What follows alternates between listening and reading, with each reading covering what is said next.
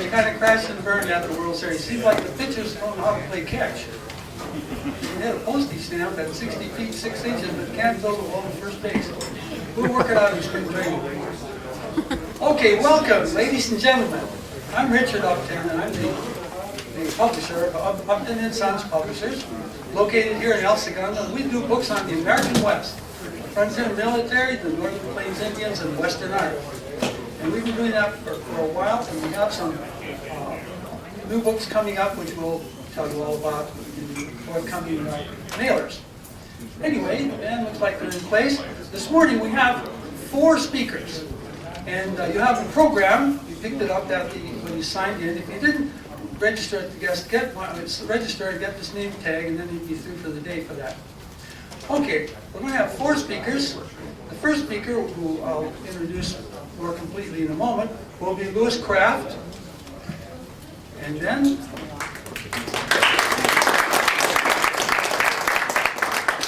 our second speaker, and he has an upcoming book in the early 2007, Don Moore.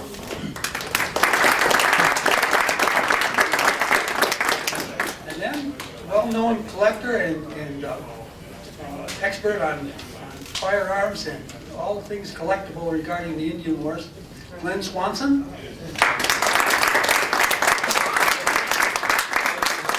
final speaker this afternoon will be Michael Blake.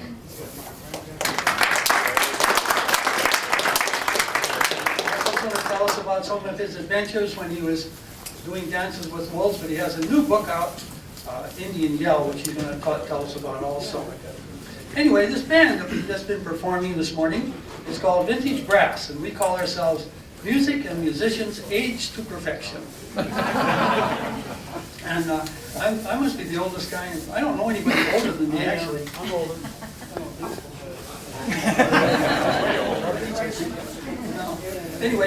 Anyway, this gifted group is going to play one more number, and then we're going to start the program. So let us play our number, and then I'll introduce the first speaker.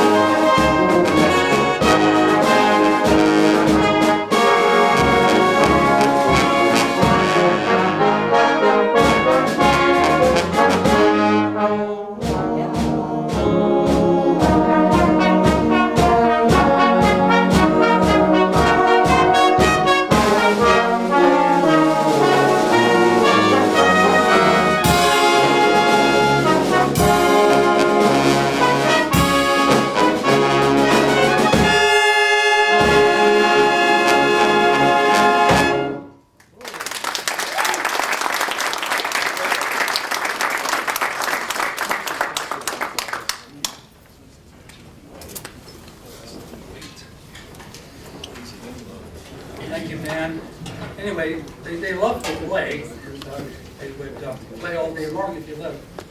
Okay, I'd like to introduce a few more people in the audience. Ron Papadrea came all the way from Michigan with his new book. Where is he? There, nice. And if you want to find out what happened, at Sitting Bull and his following up in Canada, here's his book to read. Also, a distinguished member of our band, one of us, is also seen many times around portraying various historical figures. And our drummer, Errol Flynn, is a one-man show on the life of Wyatt Earp. And he's appeared at the Banning.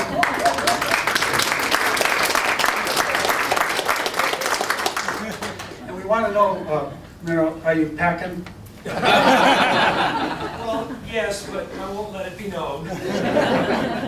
Anyway, Merrill's appeared at the Banning Mansion down here in Wilmington, and is also scheduled to be out at the William S. Hart Home and the Autry Museum. And anyway, our first speaker is well known because of his literary accomplishments, but previously he had been active in show business, and he's currently on the top of everybody's list to design books, my list for sure. Lewis has designed some of our books, our publications, and done a great job. Anyway, Lewis is well known now because of his books that he's written, and he's the one I'm especially proud of is the one he did for us called Custer and the Cheyenne, that tells about General Custer's adventures down in the Southern Plains in 1867, 1868. And Lewis has, in the meantime, has published many books. He has Gatewood and Geronimo, and the newest one coming up. Lewis, will you tell me again? The next book will be called Ned Winco, Walking Between the Races. Okay, we'll look forward to that. Anyway, and Lewis has been a friend of ours for a long time, and he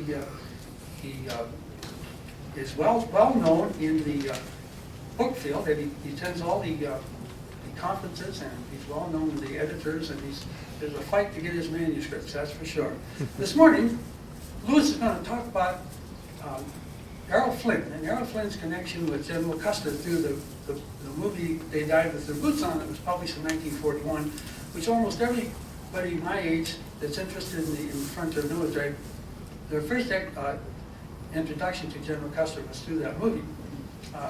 Lewis went over to Paris and interviewed Olivia Havilland, who played Olivia Custer in that movie, and I'm sure he's going to tell us something about that too. Anyway, I'd like now to introduce Lewis Kraft.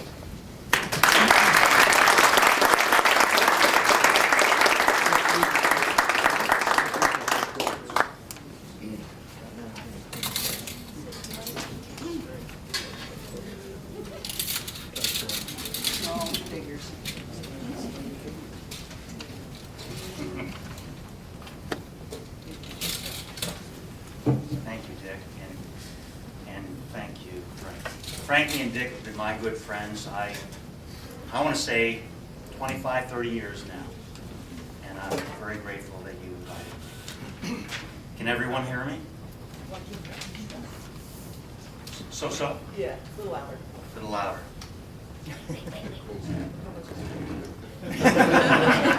We'll try. Tall, weak, and slender. A man of rare charm, mischievously given to pranks, gregarious and boyish. This quote describes George Armstrong Custer. It also describes Errol Flynn.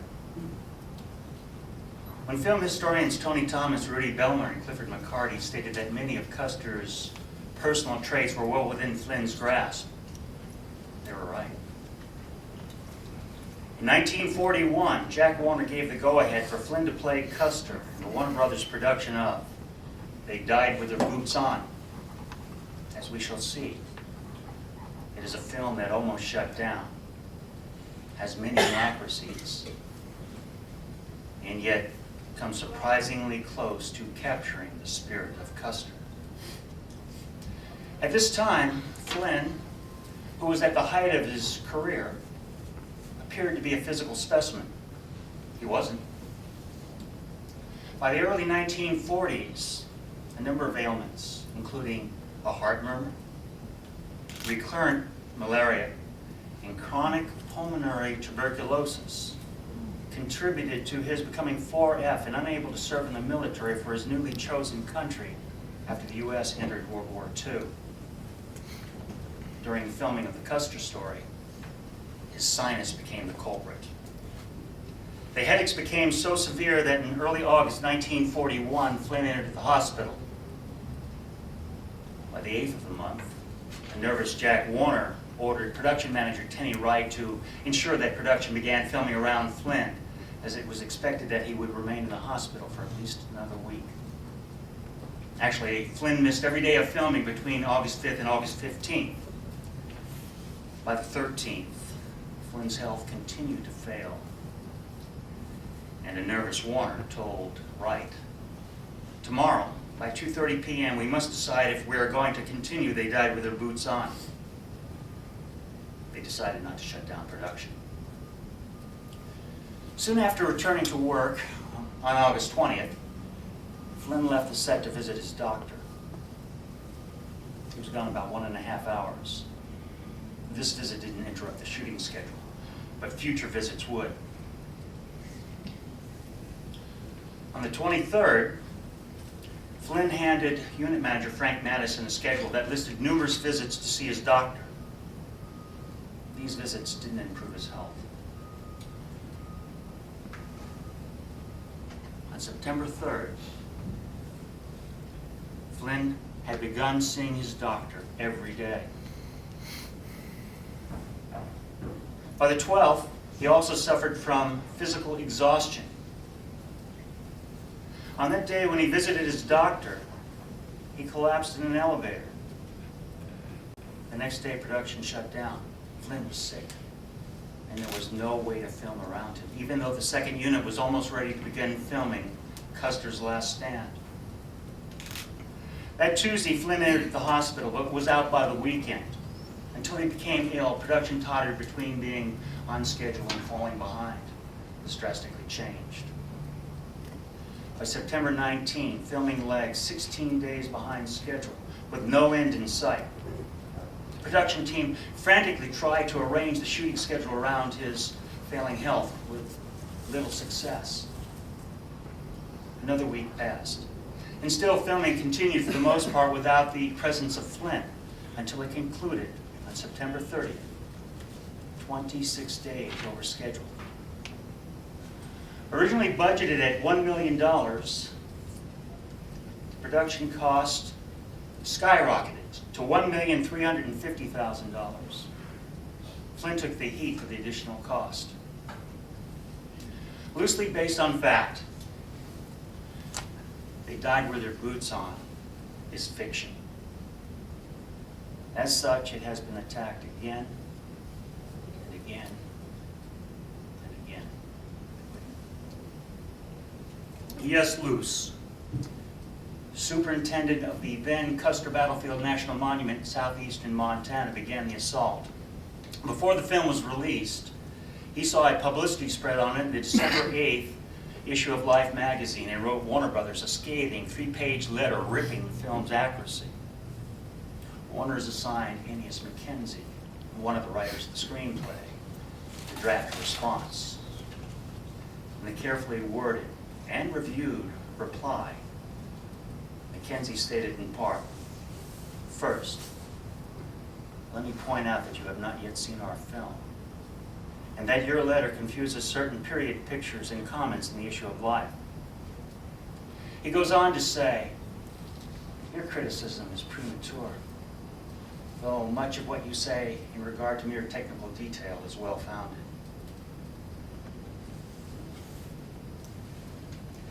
Mackenzie and fellow screenwriter Wally Klein's script loosely followed Custer's life. But producer Hal Wallace sensed that something was missing. Shortly after filming began on July 2nd, he brought in contract writer Lenore Coffey to doctor Custer's relationship with his wife Elizabeth. After researching Custer's life, Coffey pointed out what she considered a number of really shocking inaccuracies. 3 of the errors are glaring. 1.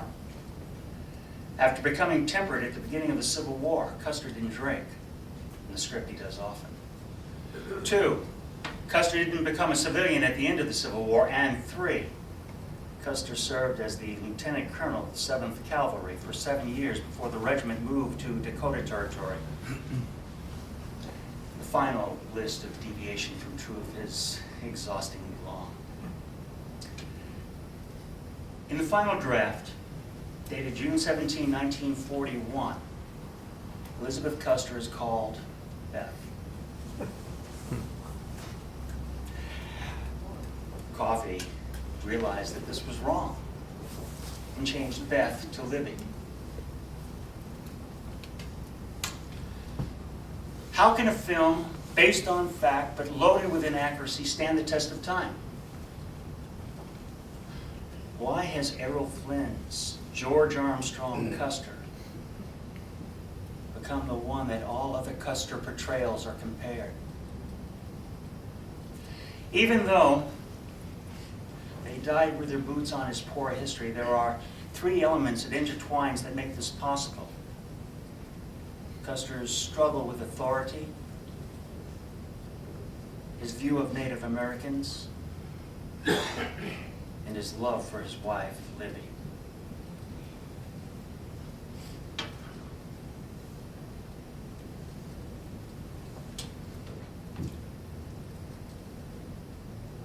Errol Flynn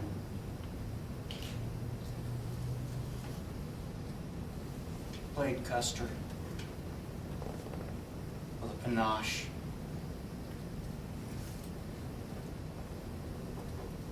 And it was something he wanted to do. This was a role that he not only craved, he worked hard on.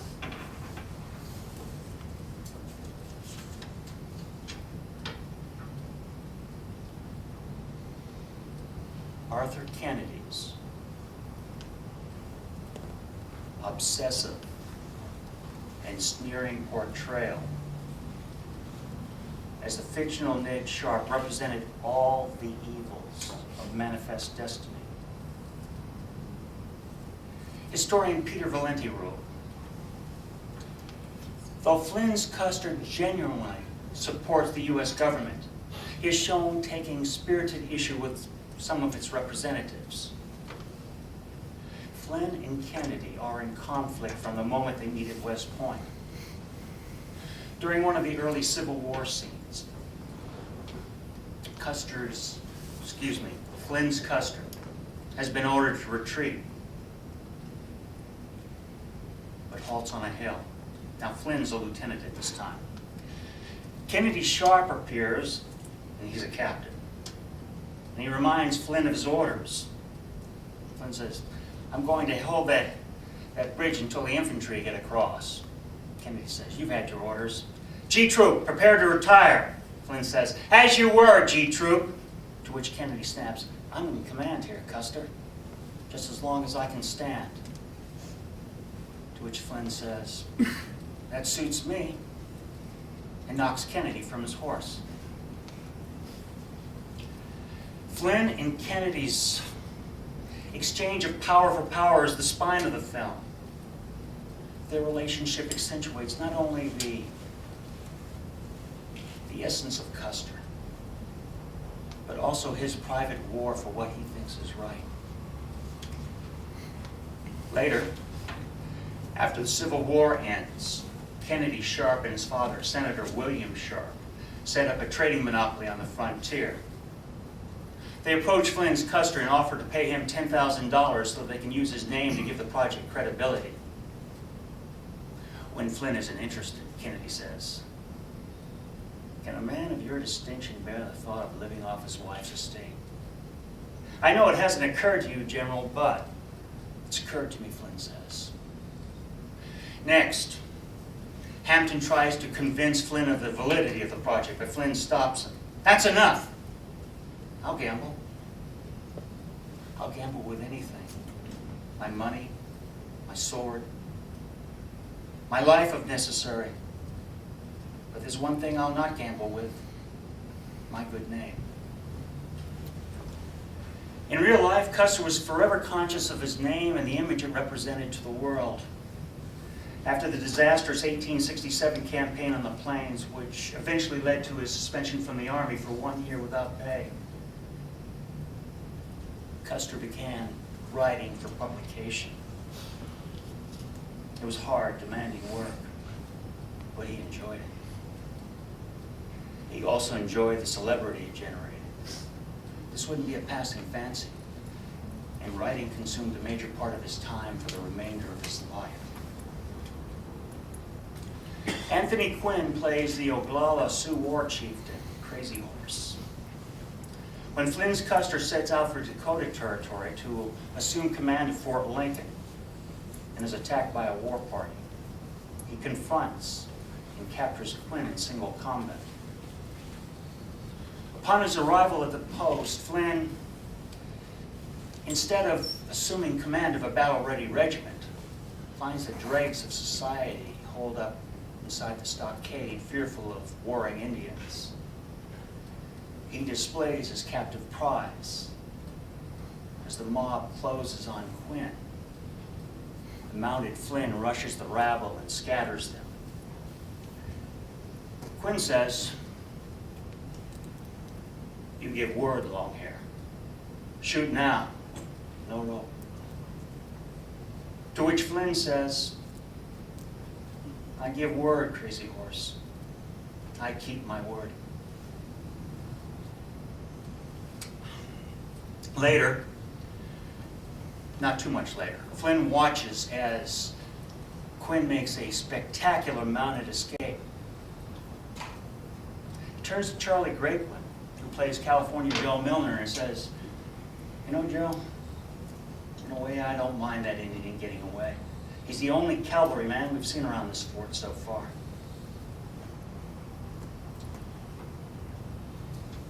The real Custer's actions also matched his words. Before setting out to explore the Black Hills in 1874, Custer sent peaceful messages to all the tribes he thought he might encounter in the hope of avoiding hostilities. At the end of the expedition, when reporters asked him if he were sorry he didn't get the chance to fight Indians, Custer said, "Yes, I was disappointed and am heartily glad of it. Some thought I coveted an engagement. Such wasn't the case.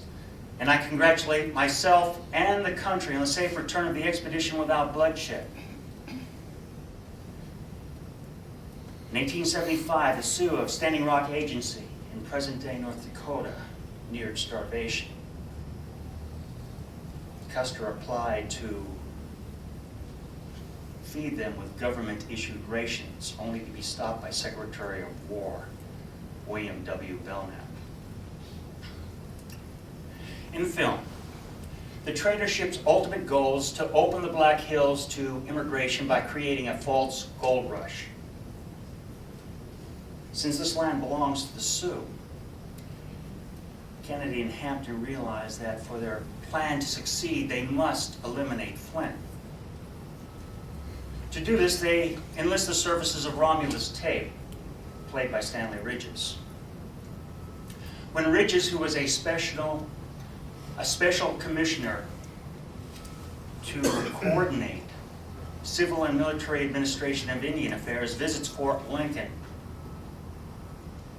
Flynn arranges for the regiment to perform a dress parade in his honor. However, the night before, Kennedy reopens the post bar, which has been closed. And the next morning, the soldiers are a drunken disgrace. Flynn goes berserk and begins to destroy the bar. When Ridges demands he stop, Flynn attacks him and is summoned to Washington to answer charges of striking a representative of the U.S. government. While en route, he sees a newspaper headline and realizes that Kennedy and Ridges had to get rid of him before they could announce their bogus gold rush. He immediately goes after them in the press. And this leads to a congressional inquiry. This fiction is just a disguised version of Secretary of War Belknap's Indian ring scandal that surfaced during the 1870s. Belknap's office created an Indian agent post-tradership scam that defrauded both Indians and soldiers, and by so doing, made all the participants rich. Since all official and military complaints were channeled through Belknap's office, he effectively blocked all criticism. In March and April of 1876, Custer testified before the Clymer Committee in Washington, D.C. This committee investigated the scandal. His participation in the proceedings contributed to destroying Ulysses S. Grant's chances of becoming the first president elected to 3 terms. The film doesn't ignore Grant's animosity. John Littell, who plays General Philip Sheridan, tells Flynn's Custer, Ulysses S. Grant hates the sound of your name. Flynn concludes his testimony before the inquiry by saying, if I were an Indian, I'd fight beside Crazy Horse to the last drop of my blood. How can this be? Soon after Elizabeth Custer died on April 4, 1933, Frederick F. Vandewater's book, Glory Hunter, was published. In it, Vandewater labeled Custer an egotist and a martinet. A little over 20 years later, David Humphreys Miller, in his book, Custer's Fall, claimed that on the day of his death, Custer told 2 of his Arikara scouts, Bobtailed Bull and Bloody Knife, if we defeat the Sioux, I will be President of the United States, the grandfather. A decade later, Mari Sandoz one-upped Miller when she claimed that Custer rushed to attack at Little Bighorn on June 25, 1876, because he needed a victory to secure the Democrat presidential nomination in St. Louis on June 27. Since the tragic news of Custer's defeat didn't surface until July 5th, it is almost impossible to believe that a glorious victory would have reached the civilized world on June 27. Nevertheless, the damage had been done. In 1969, Vine Deloria Jr. saw the publication of his Indian Manifesto, Custer Died for Your Sins. His biased and yet impassioned battle cry for Indians to unite coincided with the emergence of the American Indian Movement, AIM, the previous year. Suddenly, Custer's name represented all the evils of manifest destiny. Contrary to popular belief, the real Custer respected the Indian. In his book, My Life on the Plains, Custer wrote, if I were an Indian, I often think I would greatly prefer to cast my lot among those of my people adhered to the free open plains, rather than submit to the confined limits of a reservation. In 1876, Custer worked on an article he never completed. In it, he wrote, no person who at all comprehends the necessities of the Indian question and is a member of a Christian and civilized nation could say a word in favor of extermination. The fictional and real Custer viewpoint of Native Americans is very close. Neither the fictional nor factual words are empty rhetoric. George Armstrong Custer's love for his wife, Livy, is well documented. Errol Flynn and Olivia de Havilland's mutual but unfulfilled attraction for each other is also well documented. Olivia played Livy. This was their 8th film together. Although it has been reported that the breaking up of them as an acting duo added another dimension to their performances, which peaked during their climactic scene in the film, the so-called diary scene. This isn't true. During filming, neither actor knew that this would be their last film together. Actually, both were considered to play the leads in Saratoga Trunk. Gary Cooper and Ingrid Bergman eventually played the parts in the film, which was shot in 1943 but not released until 2 years later. By 1945, Flynn wielded considerable power at Warner Brothers. That year he asked Olivia, whom he called Livy, if she'd like to play his wife in a film called Never Say Goodbye. But Olivia, who preferred to go on suspension without pay rather than play roles that she thought were poorly written, had taken Warner Brothers to court. And the studio insisted that her 7-year contract hadn't ended because she still owed them time that she spent on suspension. On August 30th, 1943, Warner Brothers distributed a letter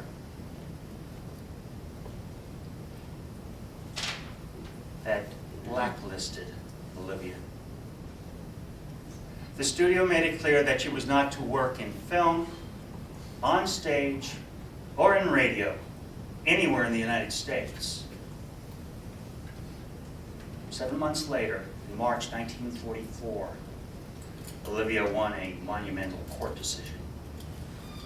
Known as the de Havilland decision, it marked the end of the studio system's contractual power over actors. It also marked the beginning of the end of the studio system as it was then known.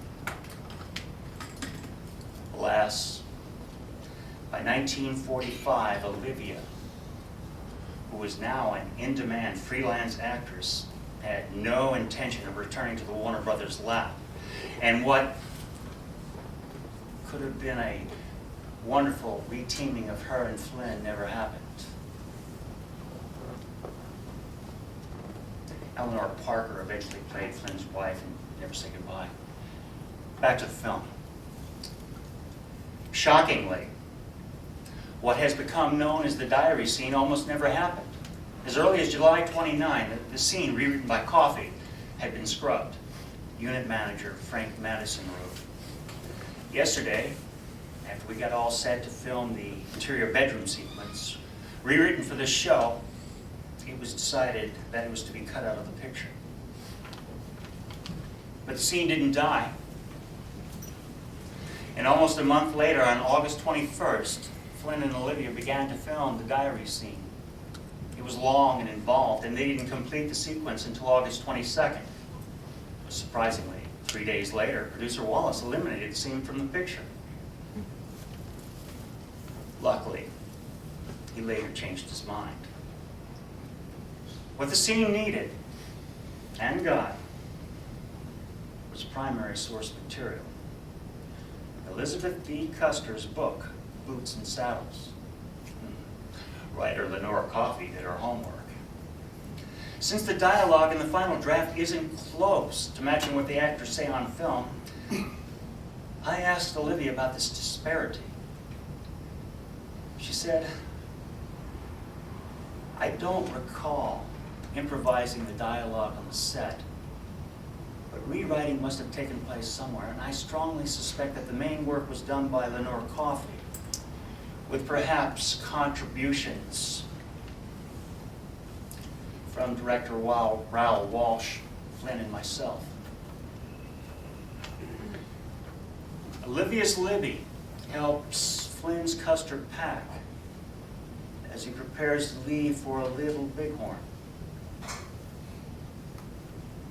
As they go through the routine that they must have performed every time he left on campaign, she says, sure you are the first soldier that ever became a general without letting out his belt. Oh, Flynn says. But you wait until we get that staff job in Washington after this campaign is over. I'm going to grow a big tummy on me like General Scott, you know, ho, ho, ho. We'll grow fat, happy together, Olivia says. Together. You have been happy here, haven't you, Libby? Don't I look happy, she replies. When Flynn opens a drawer to get his orders, he discovers a diary that Olivia keeps. What's this? My life with General Custer. Oh, darling, Olivia says, that's my diary. I didn't know you kept one. Flynn opens it and turns to the last entry. Tomorrow, my husband leaves, and I cannot help but feel my last happy days are ending. As a premonition of disaster such as I have never known before, weighing me down. In Boots and Saddles, Elizabeth Custer wrote, with my husband's departure, my last happy days in garrison were ended as a premonition of disaster that I had never known before weighed me down. Both actors strove for an unattainable gaiety and casualness in the parting scene, underplaying the tragic undertones. The results are extraordinary. The scene is not only arguably the most romantic, but also the most touching of Flynn's film career. Libby says, you know, I must have written that or something like that every time you went away. Every parting has its own fears and anxieties. Of course, Flynn says, I often feel like that myself. The more sadness in parting, the more joy in the reunion. A trumpet call sounds. It is time to leave. The actors embrace. Walking through life with you, ma'am, Flynn says, has been a very gracious thing. After one last embrace, he exits to meet his destiny, and as the camera pulls back, Olivia faints. Not for one moment. Not for one moment do I doubt that the Custers' love for each other didn't reach this depth. For why else would she have dedicated the remainder of her life after his death? Another 57 years to protecting his cherished memory. However off the film is on facts, and it admittedly misses the mark by far, it is remarkably close in spirit. The driving force behind that spirit is Errol Flynn's performance. He worked hard at his craft, and by the time he played Custer, it showed. David Niven called him a very good movie actor. Fed up with Michael Curtiz, who teamed with him on 12 films, Flynn demanded and got another director.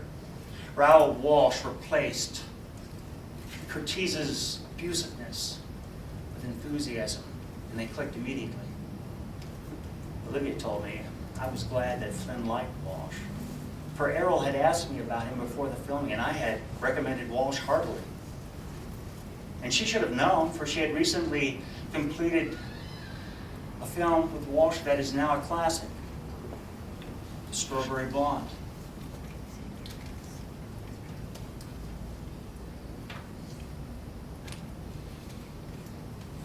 After dying at Little Bighorn,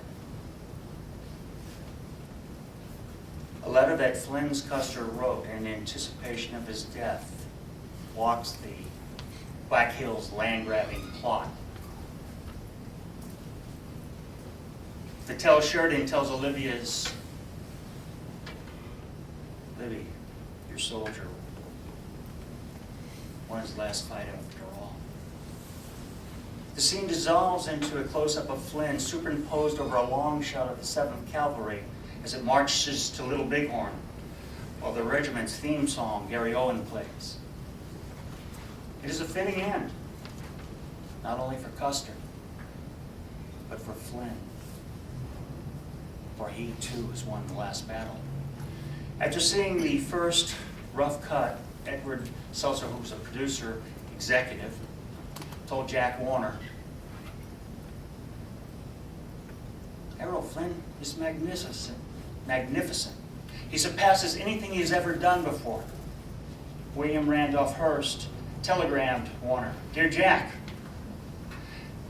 They Died with the Boots On is the greatest film we have ever seen. This is the second time that Marion and I have seen it, and it is even better than the first time." Marion was his mistress, actress Marion Davies.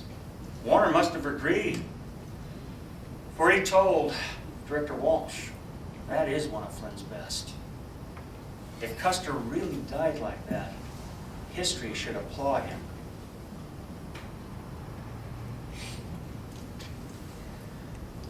Looking back on his film career in 1956, Flynn, who erroneously thought he was miscast in Western, said, "I will be remembered for Robin Hood, but feel that General Custer was one of my best characterizations." Indeed, Flynn captured the spirit of Custer. Both the film and his performance have stood the test of time.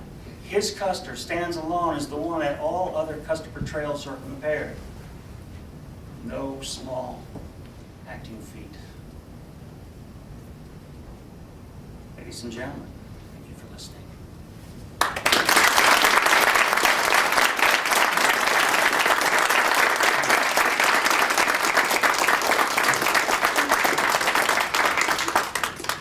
Are there any questions? Yes, sir. I have one. What Errol Flynn's headaches? Were they finally attributed to?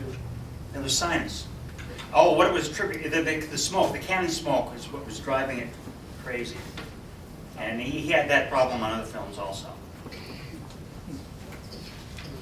Any other questions? Yes, sir. Is there any, to me, I've never seen any portrayal of Custer that even comes close to that. You know, their trunks or their whatever. Is there anything out there that even approaches Flynn's portrayal? In my opinion, no.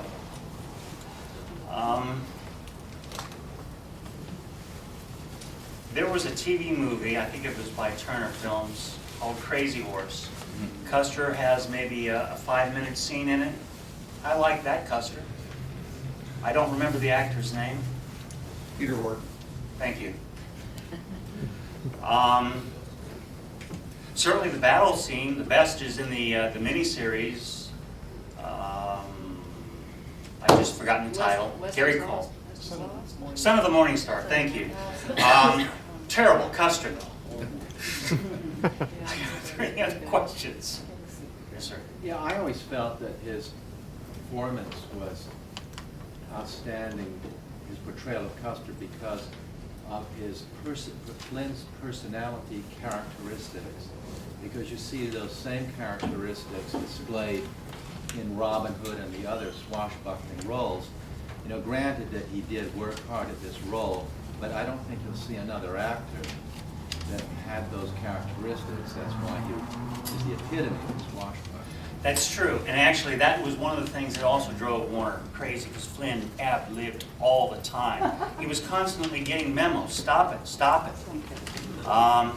And the reason he did it, he felt he needed to make the lines his own. And when they did a film called Gentleman Jim, he played boxer Jim Corbett. Warner happened to be out of state, and he went absolutely crazy in that film, which happens to be one of his favorites. Well, you know, he was able to master the English language in such a way that when he articulated on screen, and he had a verbal energy that was unmatched, and you saw not only displayed in his physical movements, but when he spoke, for instance, Old English in his roles as a pirate, the words just roll off his tongue, and there aren't many people, actors that are that comfortable doing that. They seem to just come very naturally. What you just said, an actor named Richard Dreyfuss on some DVD, I think, commented basically exactly what you said. Not many people could say some of those words that Flynn said, saying Captain Blood, the Seahawk, or whatever, and say it where you, wow, I believe that man really means what he's saying. Any other questions? Danny, then Michael. I've recently come across, you and I've talked about this a little bit before, some information, corporate information from 20th Century Fox, that in 1935, John Ford approached Errol Zanuck about actually making Van de Water's Glory Hunter book, and Zanuck turned it down flat. You, I should think, know about the proposed Goldwyn project, where Gary Cooper would have played a Benteen type character, and surprisingly Walter Brennan would have played Custer. I've read the script. They made a different film several years later on Judge Roy Bean, where they actually used those two actors. But had the Ford film been made with that negative portrayal in 35, 36, 37, do you think Warner would have gone forward with They Died with Their Boots On? I do believe they would have, because it was written and developed expressly for Flynn. And like this gentleman over here said, I mean, it was right up his alley. And it was heroic. We hadn't quite entered World War II when they finished filming, but it was coming. Michael. What motivated Lewis Kraft to dive into the depths of history? This is going to be a little on the long side. When I was a little boy, growing up, we had the hour westerns. My favorite was Tex Ritter. I told my mom, I want to ride a white house and shoot a white horse and shoot bad guys. She said, oh, honey, he's an actor. He doesn't do that. When I was a little older, I was exposed to Flynn. I think the first one was the Seahawk, but I'm not sure now. Shortly thereafter, I did see They Died with Their Boots On, and I went, whoa. I started buying books on Custer. Then I went to college, and that was in this turbulent 1960s. And boy, he was turning into one evil fellow. Luckily, I didn't throw my books away. I put them in a box and put them in a closet. In the early 1980s, I visited a bookstore in Scottsdale, old Scottsdale, called Guidon Books. At that time, there was a shelf about this wide, floor to ceiling, dealing with Custer. I said to myself, why are so many people writing books about this racist? I bought a few books before I went home. Luckily, I bought the right books. Two of them were Libby's books, and the others were all primary source material also. And I went, oh, I think I had the wrong opinion of this man. Pulled out my books. That hooked me on the West, and eventually when I decided I wanted to be a writer, I said, that's what I want to write about. Any other questions? Yes, sir. Lewis, didn't Flynn have quite a reputation for the ladies, and did you ask Olivia when you were with her if there had been any romance? Yes, Mr. Flynn liked the ladies. He didn't have to do anything but run. With Olivia, they both fell in love with each other. Unfortunately, Flynn was married. Olivia would not do anything with a married man. By the early 1940s, she was known as the little playgirl herself. And I've got some stories there. But soon after they drifted apart because she left Warner Brothers, once Warner Brothers cut her out, she didn't return until the 1950s, and when she did a Western with Alan Ladd, directed by Michael Curtiz, called Proud Rebel. But it never worked out. She would have liked it to have, and he would have too, but it never happened. Anyone who says it does or did, they're wrong. Any other questions? Yes, sir. Well, This is sort of the tie-in with Mr. Blake this afternoon, and that is, and it's a little off the topic, but the portrayal of Native Americans in that movie, especially Crazy Horse. Sympathetic, I thought. Crazy Horse. I didn't find him a villain in that film at all. Although they go up to basically, I'm not sure where they start saying where the Native Americans, the Indians, were being portrayed in a non-bloody way. This film, I thought, showed the Indians, well, I mean, the only real Indian character in the film was Crazy Horse, Anthony Quinn. And Flynn did respect the Indians in that film. Well, there's that wonderful scene where they made Cook into an Englishman. Right. And the scene in the tent where he says to Custer, the only real Americans are wearing feathers over on the other side of the hill. Right, right. And by the, a lot of the characters in that film, like you just said, Cook, were disguised. I think Warner Brothers wanted to stay away from any suits because there were some, well, the Glory Hunter had been published in '34, and so there were different sides of the picture, and they wanted to make sure they didn't point the finger at somebody that was on the opposite side of the fence. Yes, ma'am. How on earth did you get introduced to Gatewood? Gatewood? Yes. Mr. Dick Upton here, and Frankie, kindly printed my book, Custer and the Cheyenne. I went to one of my favorite places, Guide on Books in Scottsdale, to sign some books for them. And then it was shortly a couple of years before Tombstone had been released and Geronimo, an American Legend, both films I'd seen. I liked Tombstone. Geronimo had no focus. And my favorite scene in the film was total fiction. But we got talking why Tombstone made a lot of money and why Geronimo failed.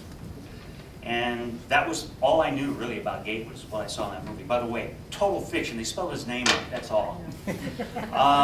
But they told me, they said, you know, the Gatewood collection is down in Tucson, you ought to check it out. So the next month I drove down there for a week and I went, whoa. Changed the whole course. I didn't go for what I was going to write next. I wrote Gatewood and Geronimo next. And then the follow-up book on Gatewood. Any other questions? You were wearing me out.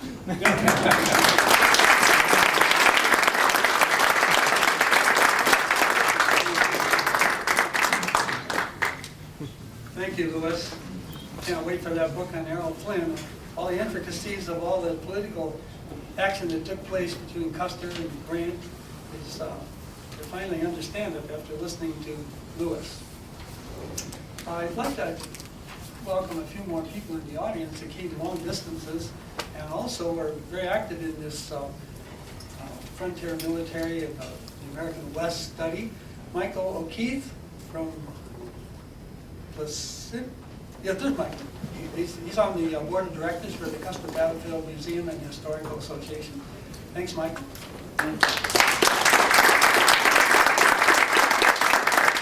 Also the person in charge of the Company of Military Historians for Southern California, at least, is Mark Cassell.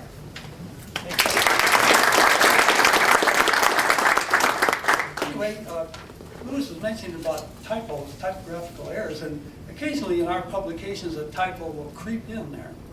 And one I remember brought up in one of our books, Massacre, the Custer Cover-Up. It says in there, Gerard, after watering his horse in the river, went back to the battle. Well, it didn't quite come out that way. It says, Gerard, after watering his horse in the river, went back to the bottle. Which may or may not have been correct. Anyway, that makes sense. Before we introduce our next speaker, Don Moore, the band's going to play a piece that perhaps would have been heard by some of these people we're talking about today. The Terminal.